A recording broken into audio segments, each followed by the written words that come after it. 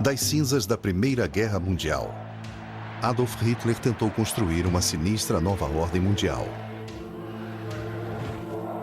Liderada por uma suposta supremacia ariana de super-homens, espalhando um reino de terror que o mundo nunca havia conhecido. Muitos acreditam que os nazistas invocavam espíritos estranhos e eram adeptos de rituais que permaneceram adormecidos na Europa durante milhares de anos. Agora, documentos provam que suas crenças se baseavam na perversão de antigos cultos pagãos. Uma mistura de batalhas místicas entre forças da luz e das trevas. E uma jornada apavorante em um mundo de misticismo, loucura e assassinos.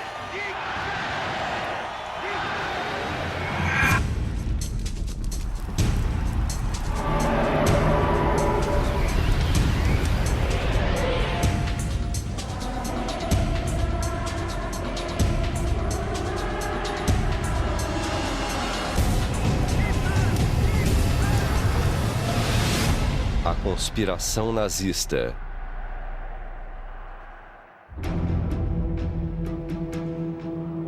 Tibete, Himalaia. Em 1930, os nazistas começaram a explorar o topo do mundo, em busca de evidências de antigos sumos sacerdotes que eles acreditavam ser seus ancestrais de sangue. A crença dos nazistas nesses ancestrais formaria a fundação da nova religião da Alemanha. Uma religião com Adolf Hitler como sumo sacerdote. Inspirando a cruzada perversa de Hitler, estava a crença de que o sangue ariano puro estava sendo contaminado por supostas raças inferiores. E que, uma vez eliminados os elementos externos, uma nova raça de super-homens arianos dominaria o mundo. Essa era a interpretação nazista dos antigos mitos e ocultismos, datados de milhares de anos.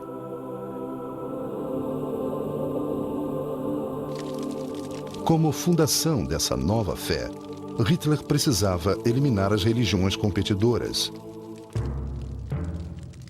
Para conseguir controle absoluto, ele não apenas usou o poder do mito, como cooptou rituais cristãos.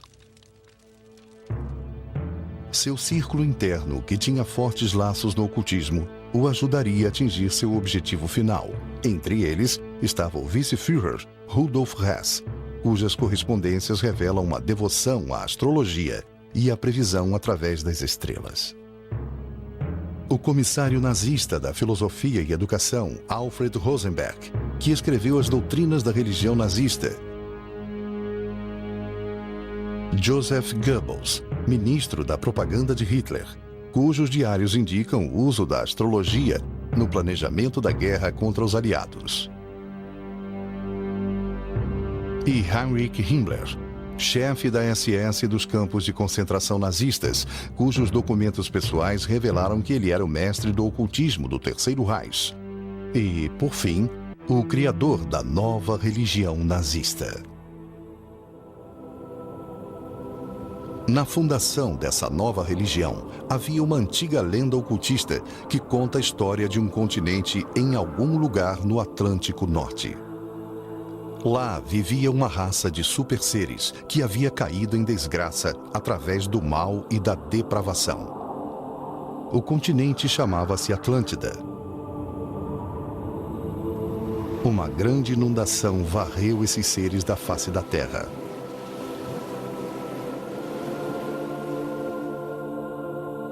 Mas antes de eles serem destruídos, certos sacerdotes escaparam num barco e posteriormente chegaram à Índia e às montanhas do Tibete. Os místicos acreditam que esses sacerdotes sejam os verdadeiros deuses da raça ariana e também os ancestrais de todos os indianos e dos europeus. Alguns místicos alemães alegam que o mito da Atlântida foi uma história real. A prova deles de que os arianos eram o povo escolhido, descendentes dos seres superiores da Atlântida, e que haviam perdido os poderes procriando com meros mortais.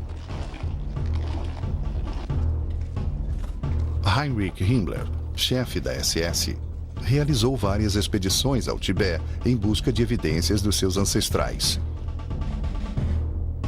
Em 1946, em um interrogatório pós-guerra feito pelo exército norte-americano, o cientista da SS que liderou uma das expedições ao Tibete descreveu seu primeiro encontro com Himmler. Ele disse: Himmler mencionou sua crença de que a raça nórdica não evoluiu, mas veio direto do céu para se estabelecer no continente atlântico. E os antigos imigrantes da Atlântida haviam fundado uma grande civilização na Ásia Central. No Tibete, pesquisadores nazistas realizaram inspeções minuciosas nos habitantes de vilarejos, à procura do que o partido chamava de traços físicos arianos: fronte estreita, membros longos e feições angulares. A busca pela prova da superioridade da raça ariana logo se transformou em crime. Os nazistas começaram a matar pessoas e a usar seus corpos para experiências.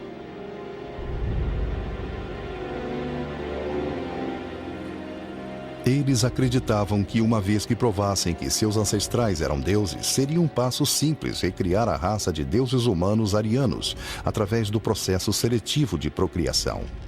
Hitler proclamou: a humanidade sobe um degrau a cada 700 anos e o objetivo final é a vinda dos filhos de Deus. Todas as forças criativas se concentrarão numa nova espécie. Ela será infinitamente superior ao homem moderno. O selecionador era Himmler, da SS. Ele recrutava somente os mais fortes, os mais bem condicionados e os que ele considerava os homens de melhor aparência. Altos, louros e de olhos azuis, esses futuros guerreiros tinham que ter boa instrução e vir somente de famílias de linhagem ariana pura. Oficiais da SS tinham que provar a pura linhagem germânica sem que houvesse casamentos consanguíneos desde 1750. Os oficiais da SS de Himmler, que chegou a ter 3 milhões de homens, eram incentivados a ter o máximo de filhos possível, a despeito do seu estado civil.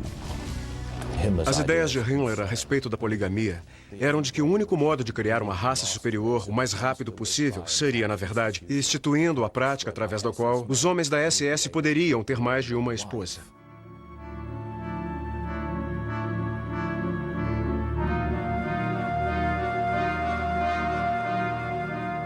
Em 1935, Himmler criou o programa da SS Lebensborn, cujo significado é fonte da vida.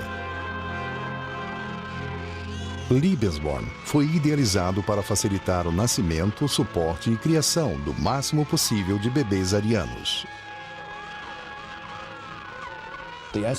O programa Lebensborn fornecia condições através das quais jovens mulheres poderiam servir como matrizes para os homens da SS.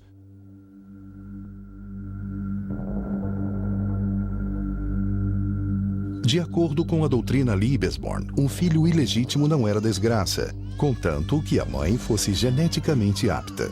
A mulher era doutrinada a ter somente uma função: gerar filhos que o partido nazista acreditava que se tornariam deuses.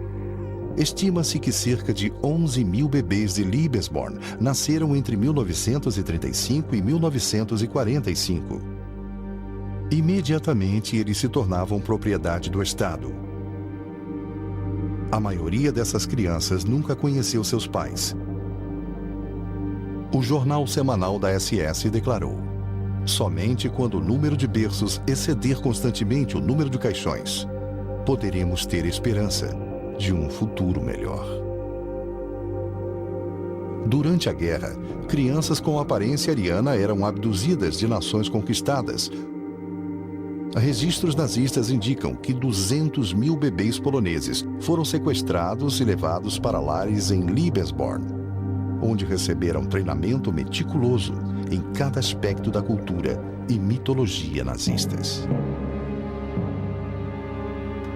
Muito antes de Hitler chegar ao poder, essas crenças floresciam em meio a um cenário racista já existente. Havia muitas organizações na Alemanha e Áustria por volta da virada do século que misturavam ideologia racista com práticas ocultistas. Mas suas ideias tornaram-se populares somente no fim da Primeira Guerra Mundial.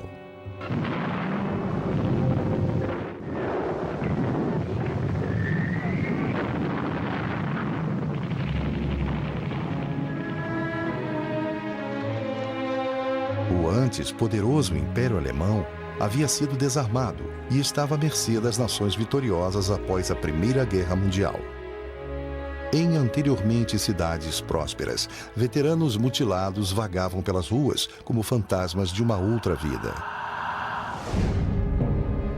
Após servir com honra na Primeira Guerra Mundial, Hitler serviu em Munique, onde sua função era se infiltrar em organizações de extrema esquerda para o exército. Uma missão mudou o curso de sua vida. Ele se infiltrou em uma organização que era um pequeno núcleo político chamado Partido dos Trabalhadores Alemães. O partido, na verdade, mostrou ser de extrema-direita. Hitler gostou do que ouviu. Se filiou e mais tarde tornou-se líder da organização.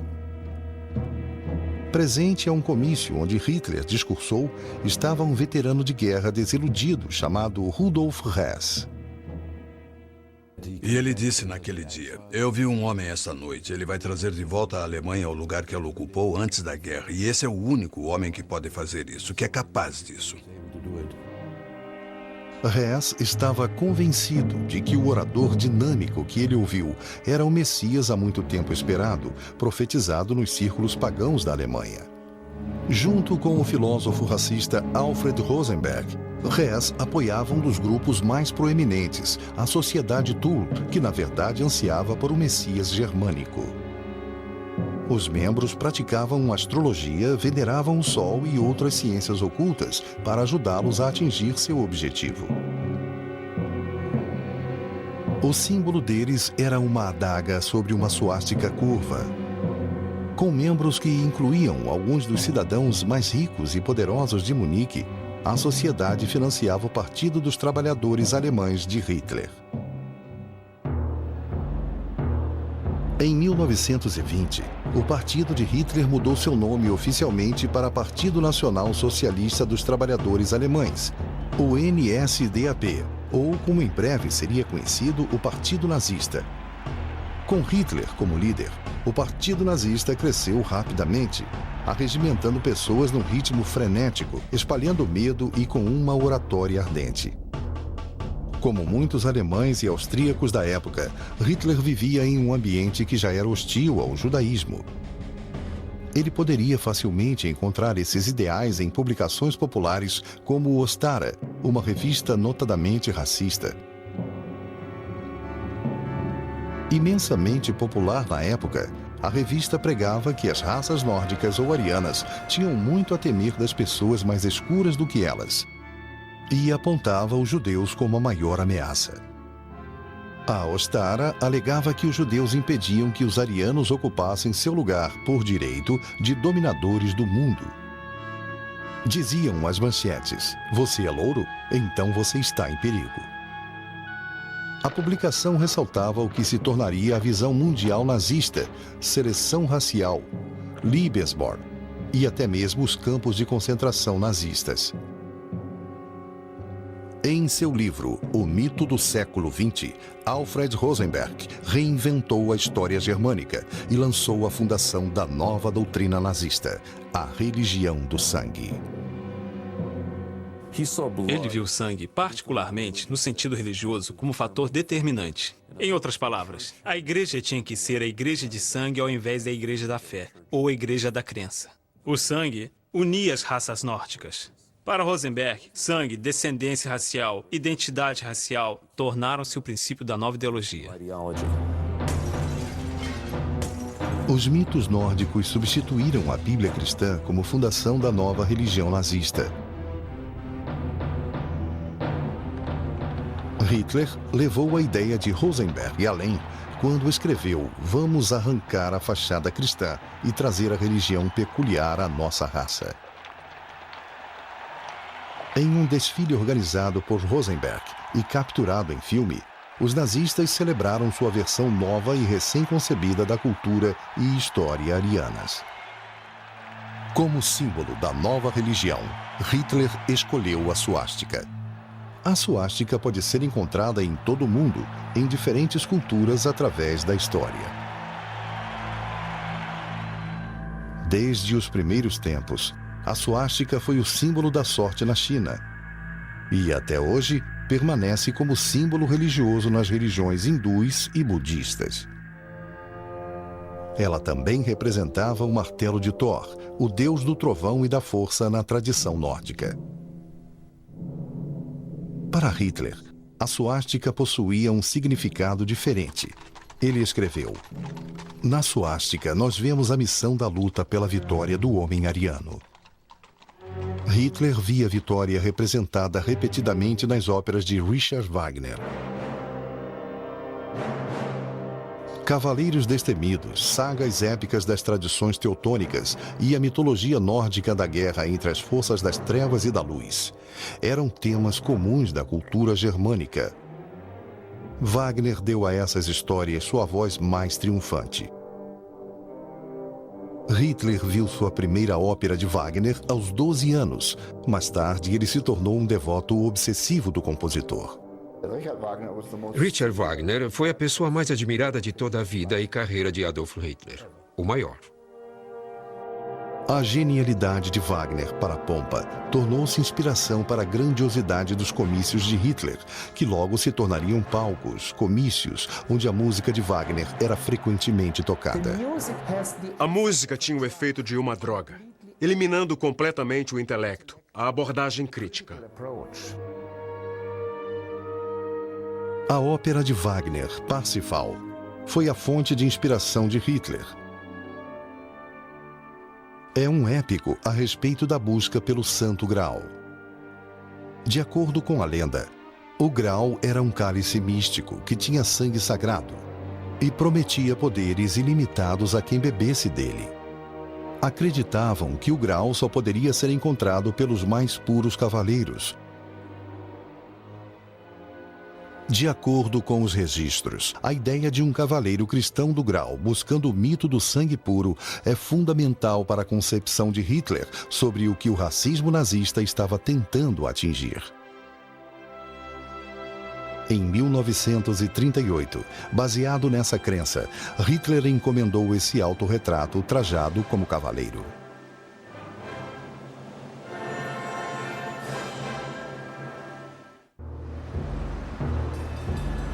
A busca de poder de Hitler começou em 9 de novembro de 1923, com a tentativa de derrubar o governo da Bavária. Liderando um exército particular, chamado Tropa de Assalto, ele lançou um ataque surpresa a uma cervejaria, onde líderes do governo se encontravam. Com Hess e Rosenberg ao seu lado, Hitler impetuosamente anunciou a formação de um novo governo e depois foi às ruas marchando com 3.000 dos seus soldados através de Munique. Eles foram confrontados pela polícia. Tiros foram disparados e 16 dos homens de Hitler foram mortos. Foi um golpe fracassado, mas nos 10 anos seguintes da busca de poder por Hitler, os 16 se tornaram mártires.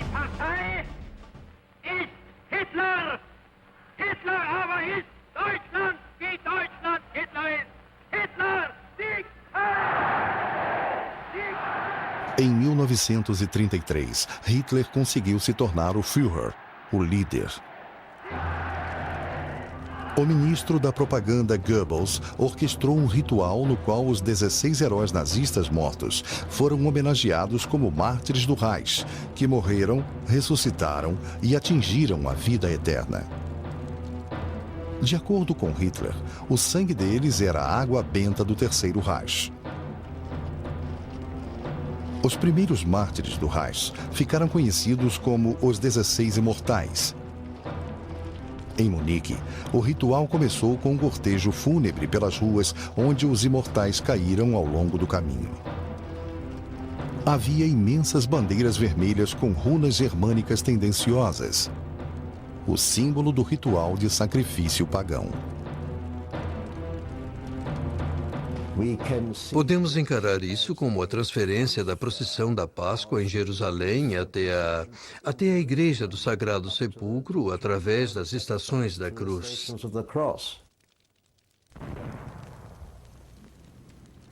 Durante essa cerimônia anual, os nomes dos 16 eram proclamados e vozes anônimas respondiam às chamadas dos heróis, como se os mortos marchassem em espírito com os vivos.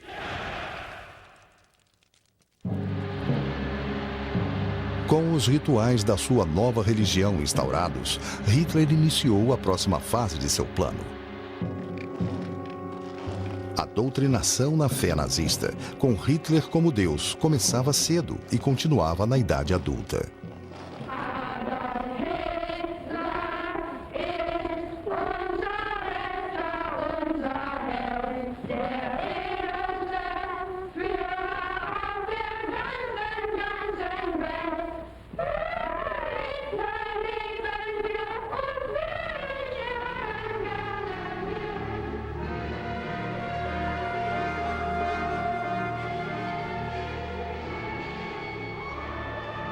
Em 1933, o partido assumiu todas as organizações juvenis da Alemanha. Para as meninas, a organização compulsória era a Liga das Donzelas Alemãs, onde elas aprendiam a abnegação e a se casar jovens e que seus corpos pertenciam à nação. Meninos de 10 anos de idade tornaram-se membros da Organização dos Jovens Alemães. Aos 14 anos, eles entravam para a juventude de Hitler e, aos 18, para o Partido Nazista. A cada estágio, eles aprendiam a doutrina nazista dos sagrados rituais de sangue, superioridade racial e total fidelidade a Hitler até a morte. Era um orgulho dizer que você pertencia a uma raça superior, a maior nação da Terra. Eu achava que por eu ser alemão, por ter o sangue alemão correndo pelas minhas veias, isso me tornava superior a todos os outros. Aos 18 anos, cadetes se entregavam ao Führer quando faziam um juramento sagrado. Até a última gota do nosso sangue, até a última gota do nosso sangue, servir ao Führer, ao povo e à nação. Na raiz da doutrina de cada alemão estava a autobiografia de Hitler, Mein Kampf, ou Minha Luta. Nela, Hitler destacava a filosofia do plano de 1000 anos do reinado nazista. Mein Kampf tornou-se a Bíblia nazista. Em conjunção com Mein Kampf, os princípios da religião do sangue começaram a formar a base da política nazista. Leis de esterilização obrigatórias entraram em vigor. Até mesmo arianos eram investigados em busca de moléstias hereditárias. Doenças que iam da tuberculose à epilepsia, do alcoolismo à depressão, eram motivo para a esterilização automática. Mais de 400 mil alemães tiveram esse destino.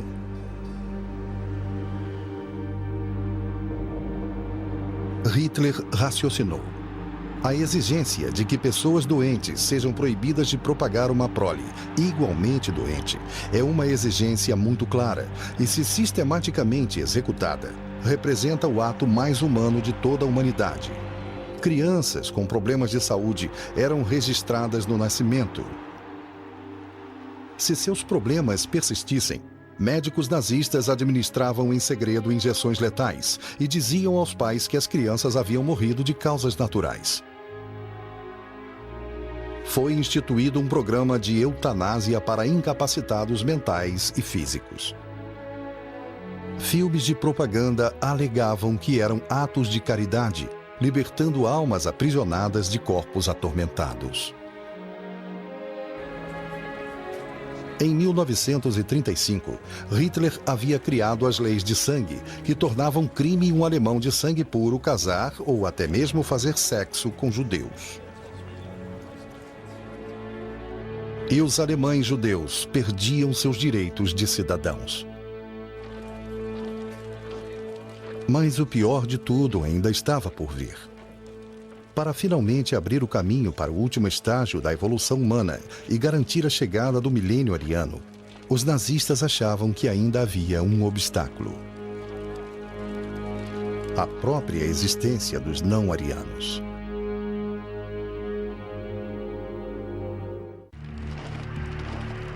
A ideia de que alguns deveriam ser sacrificados para o bem da maioria se estendeu até para a SA de Hitler, a tropa de assalto. Por fim, a SA, que estava entre os primeiros colaboradores de Hitler, tornou-se um obstáculo. Obstáculo que ele não teve receio de remover. Sem a SA, ele provavelmente não teria subido ao poder, porque o povo tinha medo da SA. A classe média e o exército temiam a SA. Para o exército, a SS era uma organização mais aceitável. Como eles, os membros da SS eram alemães da classe alta. Os militares ofereceram um acordo ao Führer. Total apoio se Hitler eliminasse a SA. Hitler aceitou. E com Himmler, livrou o partido da tropa de assalto em uma noite. Após eliminar a SA, Himmler transformou a SS na elite da classe militar. Posteriormente, a SS passou a administrar os campos de concentrações. Heinrich Himmler nasceu católico, mas quando conheceu Hitler, ele já era um ocultista praticante. Himmler trouxe uma gama de influências improváveis para a formação da SS, inclusive a religião hindu. Durante a guerra, era notório que ele viajava com uma cópia do Bhagavad Gita, o livro sagrado da religião hindu. Ele conta a história de uma grande batalha no campo da honra entre as forças do bem e do mal. A crença hindu na reencarnação e seu rígido sistema de castas foi um atrativo para Himmler. Historiadores agora dizem que Himmler tinha convicção de que ele era a reencarnação do rei Heinrich, um líder alemão da Idade Média que impediu a invasão eslava à Alemanha. Enquanto os nazistas se preparavam para invadir o leste europeu, Himmler acreditava que estava no caminho para cumprir seu destino kármico, de que a SS havia retornado à terra-pátria para lutar uma guerra santa similar. Himmler transformou uma série de castelos antigos em escolas de treinamento da SS, que eram centros militares e religiosos.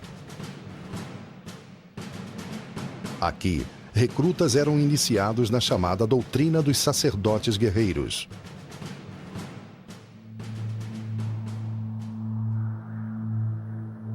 Em 1934, Himmler escolheu Wewelsburg como seu castelo particular. Ele tornou-se um centro sagrado para a sua elite de cavaleiros da SS. De 1939 a 1945, 4.000 prisioneiros trabalharam no castelo de Himmler, que, quando finalizado, seria muito semelhante à Cidade Santa de Roma. Quase um terço deles morreu durante a construção.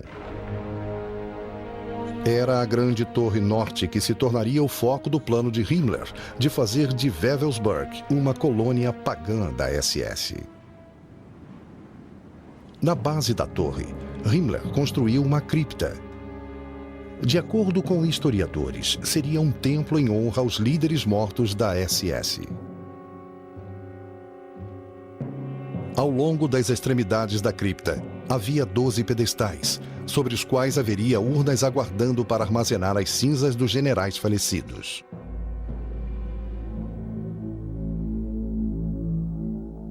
Himmler até tentou criar uma réplica da Capela do Grau da lenda do Rei Arthur. Acreditava-se que o Rei Arthur reunia os 12 maiores cavaleiros em uma grande sala. Na versão de Himmler, ele criou a Sala dos Líderes Supremos da SS em um aposento acima da cripta. Aqui ele se reuniria com seus 12 oficiais do mais alto escalão. Um grande sol adornava o chão. Esse padrão radial foi feito com os símbolos do antigo alfabeto nórdico. Acreditava-se que um cálice místico, o Santo Grau, continha o sangue sagrado. Para Himmler, O sangue sagrado da lenda do Graal era o puro sangue ariano e também possuía propriedades mágicas. Obcecado pela lenda do Graal, Himmler chegou a criar várias expedições para encontrar o Santo Graal. Todas fracassaram. Em sua busca contínua para provar a superioridade da raça ariana, Himmler criou um instituto de pesquisa chamado Organização da Herança Ancestral. Além de realizar experiências médicas em seres humanos e checar a origem de sangue para garantir a pureza racial, a missão da organização era ressuscitar e reinterpretar práticas ocultistas, antigos mitos alemães e tradições pagãs. Esse filme nazista mostra tal ritual: moças dançando ao redor do símbolo pagão nórdico da guerra e da ordem divina. Himmler esmagou certas ordens ocultistas não associadas a ele, inclusive sociedades secretas como os franco-maçons, que os nazistas acreditavam ser uma organização ocultista criada pelos judeus para conspirar contra os alemães. Ele também alavancou a carreira de outros ocultistas, como Carl Maria Willigott. Em Willigott, Himmler acreditava ter encontrado a chave da popularização da antiga tradição pagã na Alemanha moderna. Willigott acreditava que era descendente direto do deus nórdico Thor. Um documento denominado Os 9 Mandamentos de Deus foi assinado por Willigott e rubricado por Himmler.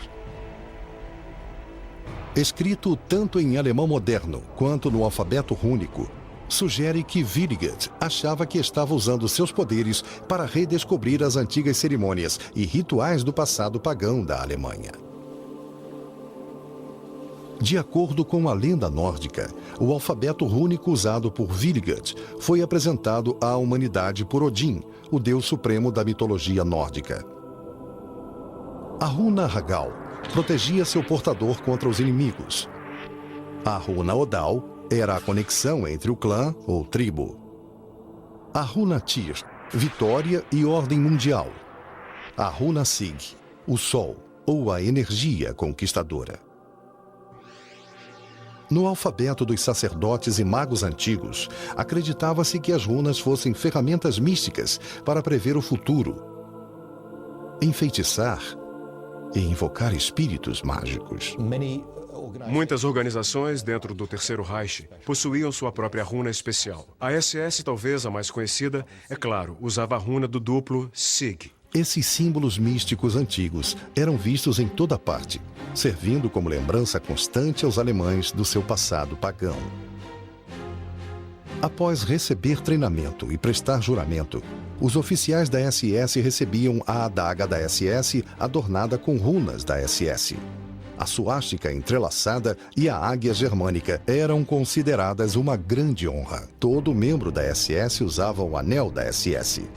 Mas para o círculo interno, a elite da elite, Himmler entregava pessoalmente o anel da morte, simbolizando seu relacionamento íntimo com Himmler e a SS. Himmler declarou: "Nunca esqueça, nós somos uma ordem de cavaleiros da qual não podemos sair, da qual se é recrutado por sangue e dentro da qual permanecemos de corpo e alma."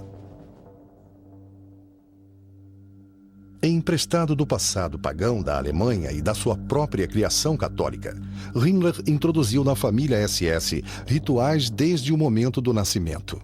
Batismos eram realizados diante do altar da SS e, no lugar do crucifixo, uma foto de Hitler.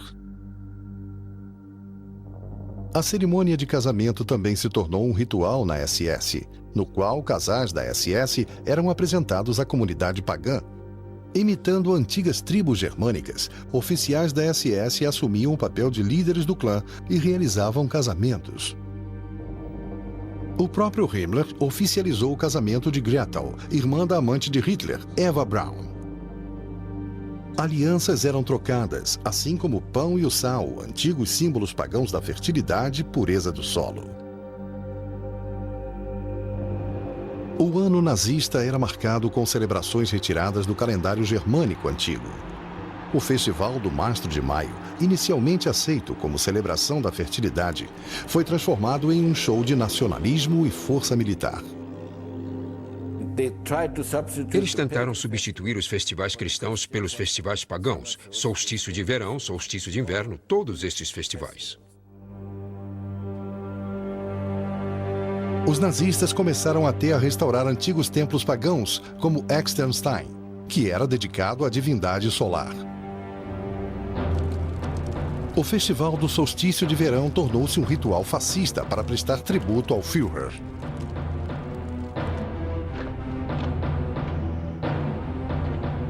No maior desses rituais, tropas carregando tochas criavam padrões simbólicos na noite.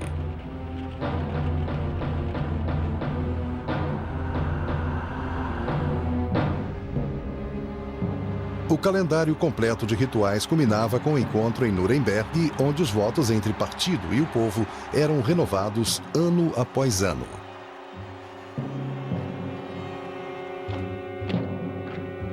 Dezenas de milhares de nazistas uniformizados uniam forças. O encontro, que demorava uma semana, era orquestrado para impressionar as pessoas com um espetáculo de puro poder. E o que isso proporcionava ao povo, esses encontros em massa? Quando o comerciante solitário deixa sua loja e se une à multidão em ação, ele se sente parte dela, fica feliz, ele esquece a solidão.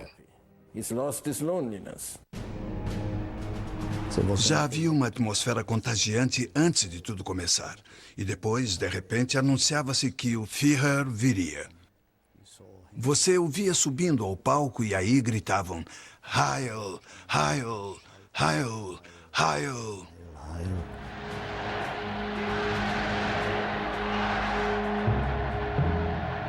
À medida que o frenesi nazista varria a Alemanha, Hitler deixava claro o que esperava da nação.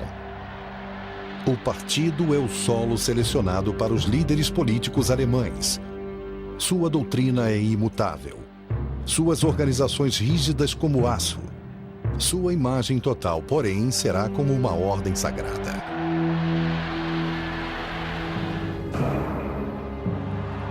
As concentrações de massa nazistas eram cuidadosamente orquestradas para se tornar uma manifestação emotiva e esmagadora que evocava fervor religioso. No centro desse ritual estava Hitler. Tudo era feito para fazer Hitler parecer uma divindade, um Messias. Hitler agora estava pronto para dominar o mundo.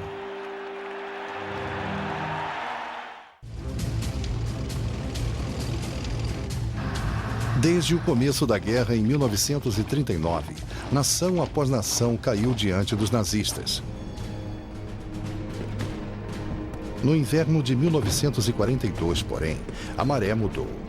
E os nazistas começaram a experimentar o que eles achavam ser impossível: a derrota. Certos membros do comando naval alemão começaram a se convencer de que os aliados estavam utilizando forças místicas na guerra contra a Alemanha. Eles acreditavam que o sucesso da localização e destruição dos submarinos alemães pelos britânicos acontecia graças ao ocultismo, e que a melhor maneira de combater isso era também usando o ocultismo como arma. Isso levou Himmler a estabelecer um instituto ultra-secreto dedicado à antiga prática ocultista do poder do pêndulo. Sobre mapas do Atlântico Norte, videntes oscilavam objetos suspensos por uma corda, tentando localizar a posição de comboios aliados. Missões de submarinos alemães eram aprovadas com base nos resultados. Durante essa época, Himmler teve contato com um dos maiores astrólogos da Alemanha, Wilhelm Wolff.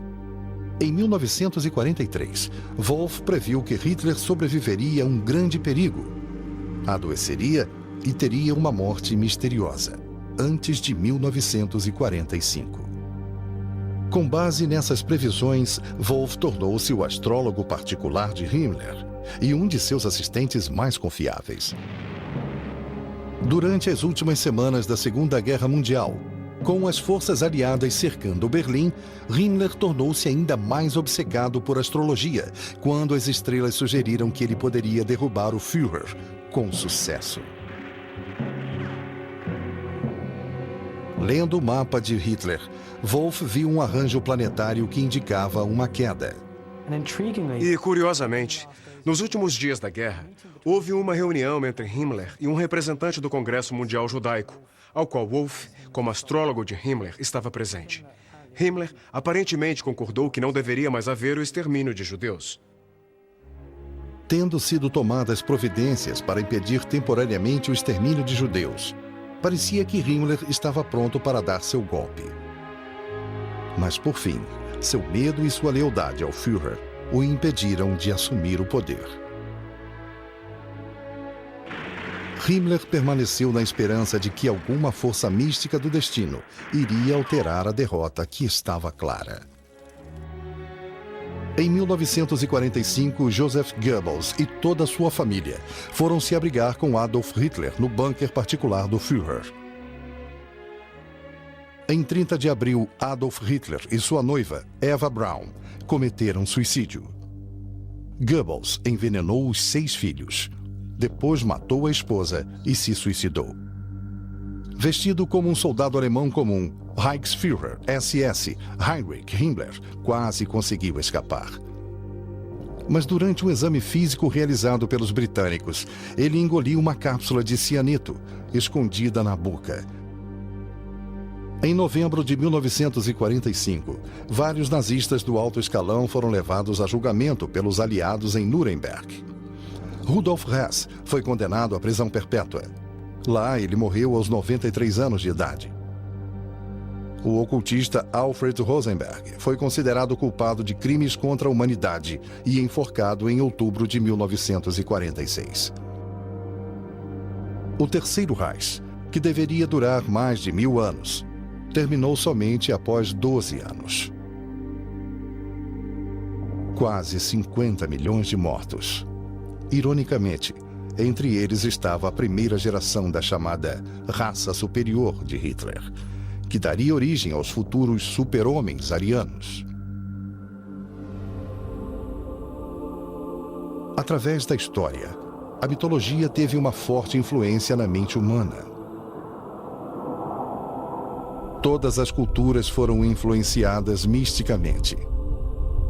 Porém, na Alemanha nazista, a ligação de líderes políticos com uma mitologia corrompida levou a um mal sem paralelos na história. Versão brasileira Audiocorp.